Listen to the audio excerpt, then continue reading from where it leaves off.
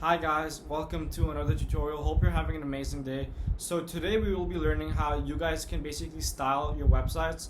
So let's say that you have a website that looks very default. It just has a normal heading tag, not much color to it. You have an image that maybe you think is a bit too big and you want to resize it. And then you have a button that is just too default again, and it doesn't have much to it. So let's say you want to add some style to your website. You maybe want to add some colors, you want to personalize, you want to customize it. So how we do that is through a tool known as CSS. So CSS is something that we have to integrate into our HTML projects. So you guys need to make a new file. I've already made it. Just click on this, and then you can type the name of the file. Normally the convention is to call it style.css. You can call it anything you want as long as it ends with the .css. Then to be able to integrate it to our website, we need to basically add this link tag. This tells our computer that the CSS component is linked to this file right here. So it's basically link and then rel is equal to style sheet. That's an attribute. And the other attribute you need is href. And here you need to put the URL of where your style.css file is located. / just means that it's within the same directory. So since the style.css and the index.html file are in the same directory, this works out perfectly. Now, you don't need to memorize this. Well, as you continue to program, this will be something you just remember. However, there's no need to memorize it. You guys can just search up CSS link HTML, and the first thing that comes up will just tell you how to do it. So it's really not a big deal, but you guys will end up memorizing it as you keep on programming. So how do we do it? Let's say I want to personalize the heading tag. Now there's a bunch of ways to go about it, but the easiest way is to go to my style.css and just type the name of the element I want to customize. So I want to customize the h1 element. So I just have to type h1, and now there's a bunch of different things you can do, and there's just way too many. So let's say I start off with something basic, just color. This is the color of the text. Let's say I want to give it an RGB color. So once I do this, I can hover on there and I can just choose a color I want. So let's say I want to give it like a greenish color. So I do that, and when I reload, you guys can see that this changed to green. Now let's do the same with the image. Let's say I want to make my image a bit smaller. So I can do that by just calling the img tag in my CSS, and I can define the height of it. So let's say I want to make it a bit smaller, so maybe 500 pixels. That clearly made it a lot smaller. Or let's say I want it to be a bit big, maybe 1,000 pixels. And if we just reload, we can see the clear difference. Oops, that's a bit too big. 750.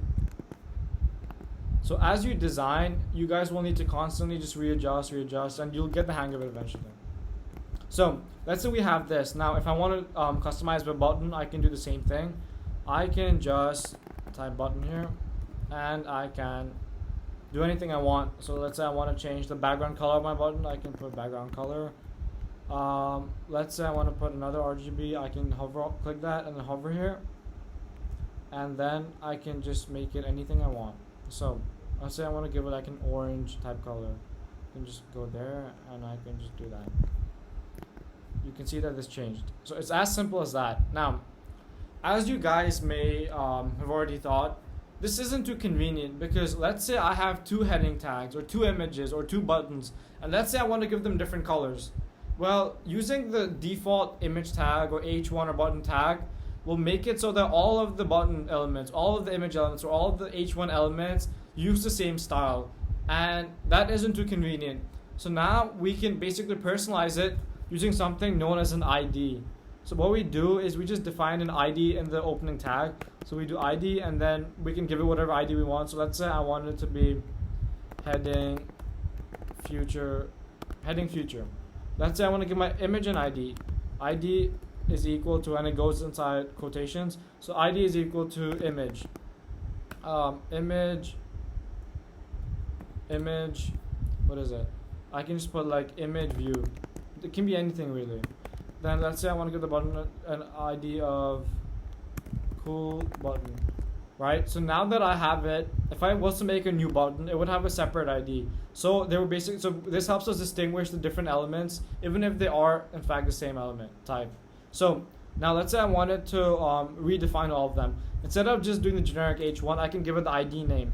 So to define it using the ID, we have to put a hashtag and then the name of the ID. So here it's heading future.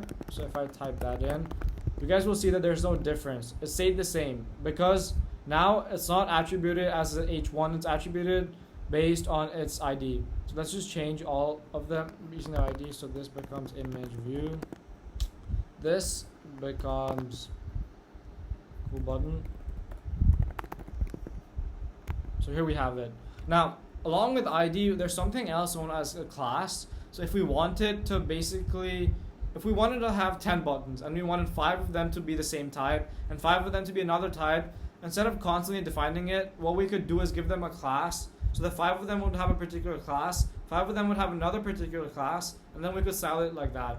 However, that is a bit of a more advanced topic, and so we will be sticking to ID for now.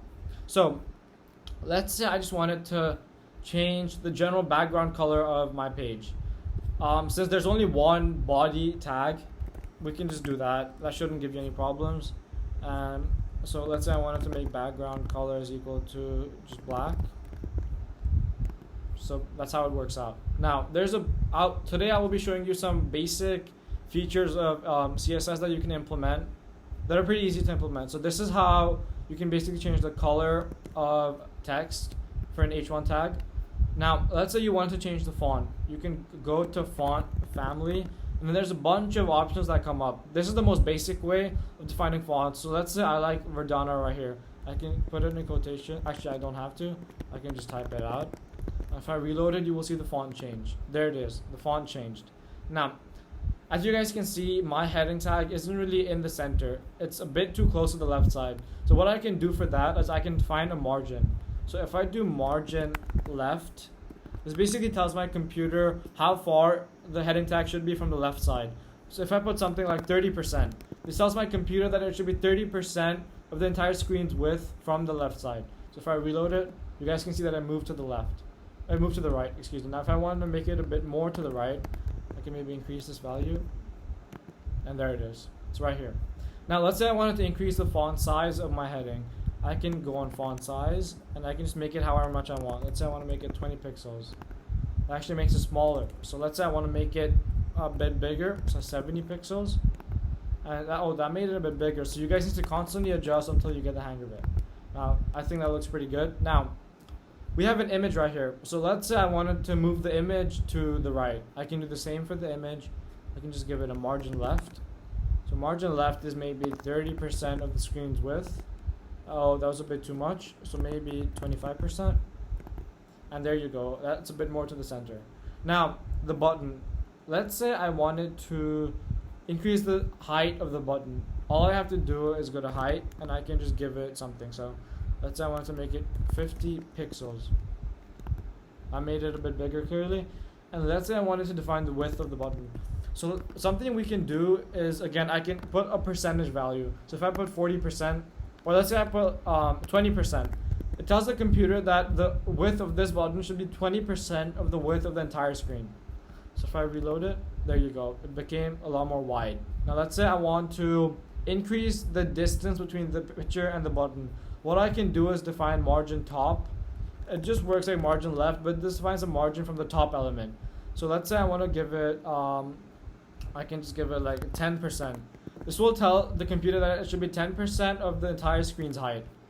So if I do that, it goes a bit too down, so maybe 2.5%. And that looks good to me. Now we can define a margin left too. So margin left is equal to maybe 35%. Maybe need a bit more, so 45, and that looks good. Now, let's say you wanted to do something a bit more advanced. You wanted to change the border color. So you just go to border color, and if you don't really want a border, you can just make it black too, so it blend in. So there we have it. And just like the normal heading, we can increase the font size. So I can maybe make it 40 pixels. That was a bit too much, so maybe 20 pixels. And that not as big as I'd like, so maybe 25. And there we have it. Now I can change the font of the text inside this too. So I can just do font family, and let's just keep it the same font for consistency. And there we have it. Now, let's say I wanted to change the color of the text. It's just the same, you just type color, and let's say I wanted to make it white. So there we have it. Now, let's say you wanted to sort of add a radius to your button. So you wanted it to be a bit more curved or a bit more circular. What you can do is do border radius right here. Then you can maybe put like 20 pixels. You can experiment with how much you want it, so that makes it a bit more circular right there. Now, let's say you wanted to sort of add a border to your image right here. What you can do is go to your image. You can first of all say border style is equal to solid, so that the border will actually be a solid line. Then you can do border color. Let's say I wanted to make it an RGB value and make it, let's say I wanted to make it sort of red. So I can just go there, I can go to the red section, and I can just experiment a bit. And now let's say you also need to define the border width. So how thick should it be? Let's say 10 pixels for now. If I reload it, there you guys can see I have a border to my image. So something you will also notice is that when I hover on this button, my cursor stays the same. But in most websites, when you hover on a button, the cursor actually changes to a pointer type of cursor. So to accomplish this, we can find a cursor thing and just put it as pointer. And if I reload it, there you guys can see change to a pointer. So this has been a really basic sort of overview of CSS and how you can get started with it. The CSS features I've shown you today are very, very basic. There are so many more features to explore. And if you guys want to explore new features, I would suggest you go into a CSS reference.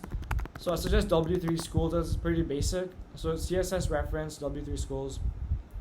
Now you guys can see there's so many CSS properties to explore. You can just click on one, you can learn how it works. There's so many.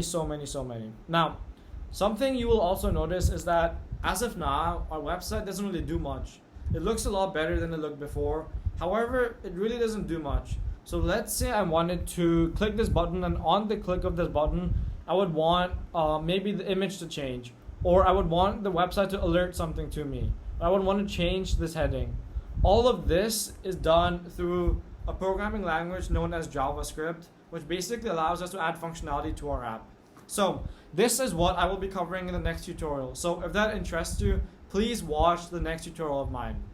Anyways, I hope you enjoyed this tutorial. Please like, subscribe, comment down below with any feedback you have for me. I would really appreciate it. Thank you so much for watching, and see you in the next one. Thank you.